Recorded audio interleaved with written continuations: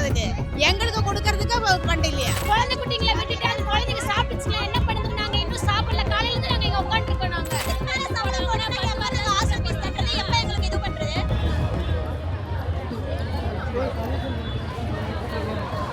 Dialogue Tamil நேயர்களுக்கு வணக்கம். நான் நிர்மல். இப்போ நம்ம எங்கே இருக்கோம்னா ரிபன் பில்டிங் முன்னாடி நம்ம இப்போ வந்திருக்கிறோம். ஏன் இங்கே வந்திருக்கோம்னா டெம்பரவரி ஸ்டாஃபாக இருக்கக்கூடிய டாக்டர்ஸ், நர்ஸ், லேப் டெக்னீஷியன் சொல்லிட்டு இன்றைக்கி போராட்டத்தில் இறங்கியிருக்காங்க. நீங்கள் அதை பார்க்கலாம். ஸோ இவங்க ஏன் போராட்டம் பண்ணாங்க நமக்கு தெரியல. ஆனால் காலையிலேருந்து இவங்க வந்து இங்கே போராட்டத்தில் இறங்கியிருக்கிறாங்க. கிட்டத்தட்ட காலையிலேருந்து சாப்பிடாம மதியம் வரைக்கும் சாப்பிடாம இந்த போராட்டத்தில் இப்போ இவங்க இறங்கியிருக்கிறாங்க. சுற்றி இந்த ரிபன் பில்டிங்கை சுற்றி இவங்களை கைது பண்ணுறதுக்காக போலீஸ் வேன் அப்புறம் கவர்மெண்ட் பஸ்லாம் இங்கே வந்து குமிஞ்சிருக்கிறத நீங்கள் பார்க்கலாம். ஸோ இப்போ இவங்க எதுக்காக போராட்டம் பண்ணுறாங்க, என்ன கோரிக்கையை முன் வச்சிருக்கிறாங்க, என்ன முடிவு இது வரைக்கும் எடுத்திருக்காங்க என்பதை நாம வந்து போராட்ட காலத்துல கேட்டு தெரிஞ்சுக்குவோம். ஆப் வச்சு சேலரி போட்டுருக்காங்க சார், அதான் இஷ்யூ. சேலரியில எல்லாத்துக்கும் 2000 3000 இந்த மாதிரி தான் போட்டுருக்காங்க. மாச சம்பளம் 2000 3000 தான் போட்டிருக்காங்க. கேட்டா ஆப்ல அட்டனன்ஸ் சொல்லுதாங்கிறாங்க. என்ன ஆப் அது?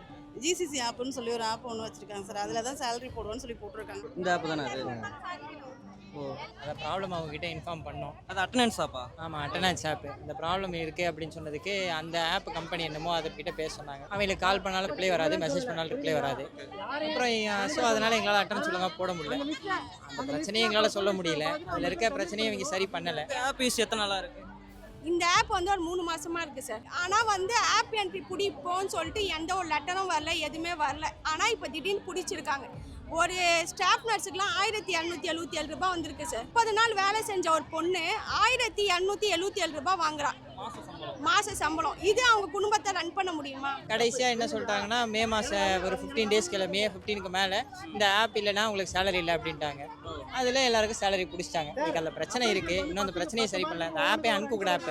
ஏன் சப்போர்ட் ஸ்டாப்லாம் வந்து பேசிக் ஆப் தான் வச்சுருக்காங்க. சும்மா நார்மல் ஃபோன், அந்த ஃபோனில் அந்த ஆப்பே வேலை செய்யாது. ஆண்ட்ராய்டு ஆப் அது. சும்மா நான் பேசிக் ஃபோன்லாம் வேலை செய்ய போகிறது இல்லை. சேம் கோஸ் ஃபார் இதுவும் ஐஃபோன்ஸுக்கு அந்த ஆப் இன்னும் ரெடி பண்ணலை. ஒழுங்காக குக் பண்ணாத ஆப்பை எடுத்துகிட்டு வந்து அதை மட்டுமே பேஸ் பண்ணி சேலரி எதிர்பார்க்கறது இது எப்படி இதுன்னு தெரியல. இந்த இஷ்யூஸ் யார் யாருக்கெல்லாம் இருக்குது?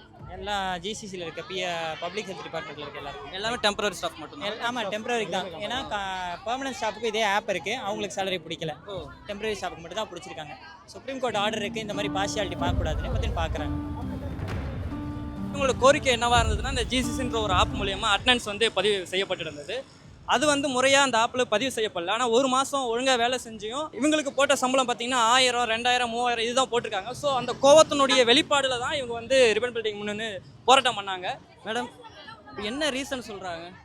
அவங்க வந்து 40 பேருக்கு பெர்ஃபார்மன்ஸ் இல்லையா, அவங்கள வந்து டெர்மினேட் பண்ணுவாங்களா? 50 பேரை லிஸ்ட் வச்சிருக்காங்களா? அது வந்து அவங்கக்கிட்ட ஃபண்ட் இல்லையா? பெர்மனன்ட் ஸ்டாஃபுக்கு ஃபண்டு போடுறதுக்கு அவங்களுக்கு ஃபண்டு இருக்குதா? 1 லட்சம் 1.5 லட்சம் போடுறதுக்கு, எங்களுக்கு கொடுக்கறதுக்கு ஃபண்ட் இல்லையா? யாரை டெர்மினேட் பண்ணுறேன்னு சொல்கிறாங்க? எந்த ஸ்டாஃப் பெர்ஃபார்மன்ஸ் இல்லையோ அந்த 50 ஸ்டாஃப்னோட லிஸ்ட் அவர் வச்சிருக்காங்களா? 50 லிஸ்ட்டை வந்து புவர் பெர்ஃபார்மன்ஸ்னு சொல்லி டெர்மினேட் பண்ணிடுவாங்க. எந்த அடிப்படையில் புவர் பெர்ஃபார்மன்ஸ்? அதுதான் தெரியல சார். ஸ்ட்ரைக் பண்ணுறோன்றதுனால புவர் பெர்ஃபார்மன்ஸ்னு சொல்லி ஸ்ட்ரைக் பண்ணிடுவாங்க. யாரெல்லாம் போராட்டத்துக்கு பண்ணாங்களோ அவங்க பேரெல்லாம் தூக்கிடுவாங்க சார். யாரெல்லாம் முன்ன நின்று பண்ணாங்களோ இதுதான் சார். நாங்க வந்து யார் சம்பளத்தையும் நாங்க வாங்கல. எங்க சம வேலைக்கு சம ஊதியம் தான் நாங்க கேட்கிறோம். எங்க சம்பளத்தை தான் நாங்க கேட்கிறோம். நாங்க 30 நாள் மாடு மாதிரி உழைச்சிருக்கோம். 8 மணில இருந்து 4 மணின்றது 6 மணி வரைக்கும் நாங்க செஞ்சிருக்கோம். சரிங்களா? ஒரு ஓஏ செய்யற வேலை எல்லாமே கூட நாங்க யூபிஹெச்ல செஞ்சிருக்கோம். எங்களுக்கு எங்க ஊதியம் வேணும். எங்களுக்கு ஆப் என்ட்ரியில பிடிச்ச ஊதியம் எங்களுக்கு வேணும். அதுக்கு தான் நாங்க கேட்கிறோம். நாங்க வந்து இங்க சண்டை போட வரல, எதுக்குமே வரல. நான் கேட்டு வந்தோம். நான் கேட்டதுக்கு எங்களுக்கு சரியான பதில் இல்லை. ஆனா பஸ் எல்லாம் வந்து நிக்குது. இப்ப வந்து என்ன பண்ண போறாங்க தெரியல. ஆனா என்ன பண்ணாலும் எங்க போராட்டம் தொடரும் சார். இப்போ எந்திரிச்சு போனா வேற மாதிரி நடக்கும். கோரிக்கை சால்வ் பண்ணதா சொல்றாங்க. என்ன ஆச்சு? எங்களுக்கு ரிட்டன் எழுதி கொடுக்க சொல்லுங்க சார். லெட்டரா கொடுங்க. ஆமா, லெட்டரா கொடுத்து அவங்க சைன் போட்டு கொடுக்க சொல்லுங்க, சீல் வச்சு. அது அப்பதான் தான் நாங்க எந்திரிச்சு இங்க இருந்து போவோம். இல்லைன்னா நாங்க போக மாட்டோம். ஏன்னா 10 வருஷமா இதுதான் நடக்கும். வேற மாதிரி நடக்கணும், அடிப்பாங்களா? இதுதான் எங்களுக்கு தேவை. இப்ப நாங்க போலனா அடுத்த நடவடிக்கை எடுப்பாங்களா? அடி வாங்கி போணுமா? மணி என்ன ஆகுது? இப்ப டைம் மணி 3 ஆகுது. இப்ப வந்து சொல்லி அனுப்புறாங்க. அது வரைக்கும் நாங்க என்ன பைத்தியங்களா? நாங்க குழந்தை குட்டிங்களை விட்டுட்டு அந்த குழந்தைங்க சாப்பிட்டுச்சுல என்ன பண்ணுது? நாங்க இன்னும் சாப்பிடல. காலையில இருந்து நாங்க இங்க உட்கார்ந்துருக்கோம். நாங்க எல்லாம் வாங்க, எல்லாம் கிளம்புங்க. நாளைக்கு வந்து பாருங்க. வலுக்கட்டாயமா கலைக்கிற ஒரு முறையில தான் இப்ப காவல்துறையுமே செஞ்சுட்டு நீங்க பார்க்கலாம். எந்த ஒரு கோரிக்கையும் வந்து முழுமையா அதுவும் திருப்தி அளிக்காத ஒரு நிலையில தான் இவங்க ஒரு வருத்தத்தோட தான் பார்த்தீங்கன்னா இப்போ இங்கே போராட்டம் பண்ணிட்டு இருந்த நர்ஸு டாக்டர்ஸ் எல்லாருமே கலைஞ்சி செல்லக்கூடிய விஷயங்களை இப்போ நீங்கள் பார்த்துட்டு இருக்கீங்க. முறையே அங்கேயும் ஒரு லெட்டர் அடிப்படையில் கூட அவங்களுடைய கோரிக்கையை செவிசாய்ச்சி எழுதி கொடுக்க முடியாத ஒரு நிலை தான் இருந்திருக்கு. அதை வந்து தொடர்ச்சியாக அவங்க வந்து வலியுறுத்திக்கிட்டே இருந்தாங்க. ஒரு லெட்டராவது கொடுங்க அப்படின்னு சொல்லிட்டு இருந்தாங்க. 3 நாள் டைம் கேட்டிருக்காங்க. ஆனால் அவங்க வந்து வாங்கிட்டு இருந்த சம்பளத்தை கொடுக்கறதுல என்ன பிரச்சனை அப்படின்றது தான் அவங்களுடைய கேள்வியாக தற்போது இருந்துகிட்டு இருக்குது. இல்லை என்ன எதிர்பார்க்குறீங்க, அவங்க என்ன சொல்கிறாங்க? நாங்க பேசுறதே காலைல இருந்து எல்லாமே பேசிட்டேன் சார். எதுவுமே நடக்கல. அவ்வளவுதான். குறைஞ்சபட்சம் சால்வ் பண்ணுறேன்றாங்க 3 நாள் அப்படின்னு 3 சொல்லுவாங்க. நாள் சேலரி போடுறேன்னு சொல்றாங்க. டார்கெட் அதுதான். மண்டே திருப்பி நாங்க பண்ணுவோம். எவ்வளோ சேலரி போட்டிருக்காங்க? சார் எனக்கு 12,000 ரூபாய் தான் சார் போட்டிருக்காங்க. 18,000 ரூபாய் சேலரி 2 நாள்.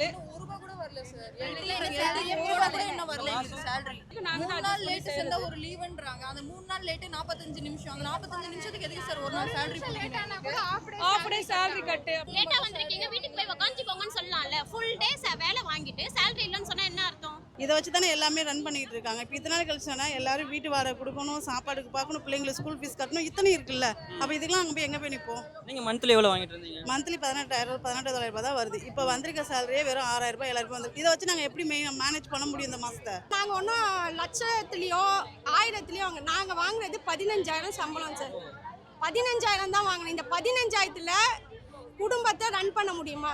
ஒரு எல்டியோட சம்பளம் 13,000 சார். டிஓ சம்பளம் வந்து 12,000. இதில் வந்து குடும்பம் ரன் பண்ண முடியுமா? ஸ்டாஃப் நர்ஸ் சம்பளம் 18,000. நாங்கள்லாம் கொரோனா காலத்துலேருந்து வேலை செய்கிறோம். கொரோனாவில் எவ்வளோ பேர் செத்து போயிருக்காங்க. அது கூட எங்களுக்கு ஒரு காசு கூட வரல, ஒரு இன்க்ரிமெண்ட் வரல. நாங்கள் எங்கள் சம்பள பணத்தை தான் கேட்குறோம், வேறு யார் காசையும் கேட்கல. எங்க ஏஎன்எம் ஸ்டாஃப் ஒர்க் பண்ணலையாமா? ஏஎன்எம் ஸ்டாஃப் அவங்களோட 13,500 என்ன பண்ண முடியும்?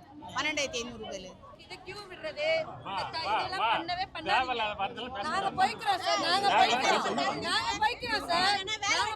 நீங்க என்ன மேல ஆக்ஷன் நடத்திட்டீங்க? இதுக்கு மேல சம்பளம் போடணும், எப்ப நாங்க ஹாஸ்டல் ஃபீஸ் கட்டுறது, எப்ப எங்களுக்கு இது பண்றது? எங்களுக்கு எந்த செலவுமே கிடையாதுங்களா? பர்மனன்ட் ஸ்டாஃப்க்கும் எங்களுக்கு என்ன சார் டிஃபரெண்ட்? அவங்க செய்யற வேலையை தான் நாங்களும் செய்றோம். அவங்களுக்கு ஈக்குவலா தானே நாங்களும் செய்றோம். இவ்வளவு நேரம் உள்ள இருந்தாங்கல்ல, காலையில இருந்து இங்க தான் இருக்கோம். என்ன இது பண்ணாங்க? இப்ப வந்து சும்மா பேச்சுவார்த்தை நடத்திட்டு 3 நாள் டைம் கொடுங்க, 2 நாள் டைம் கொடுங்கன்னு போறாங்க. போறதுக்கு 3 நாள் டைம். அதுவும் ஆன்லைன்ல போறதுக்கு எதுக்கு 3 டேஸ்?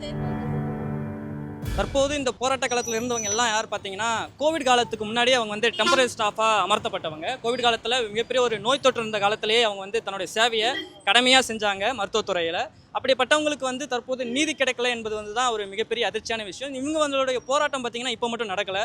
இது அதிமுக ஆட்சி காலத்திலும் நடந்துச்சு, திமுக ஆட்சி காலத்திலும் நடந்திருக்கு, இப்போ புதுசாக தாவேக்கா ஆட்சி அமைஞ்சிருக்கு. ஆனால் இருந்தும் அவர்களுக்கு வந்து ஒரு முறையான பதில் என்பது இல்லை. காவல்துறையால் வலுக்கட்டாயமாக அப்புறப்படுத்தப்பட்ட நிலையில தான் இப்போ கலைஞ்சு செல்றாங்க. 3 நாள் கழிச்சு தான் அவங்களுக்கு முறையான பதில் கிடைக்குன்னு நிர்வாக தரப்புலன்னு சொல்லப்படுது. பட் அந்த 3 நாள் கழிச்சு எங்களுக்கு கிடைக்கலாம், நாங்கள் என்ன பண்ணுறது அப்படின்ற ஒரு கேள்வியை முன்வைக்கிறாங்க.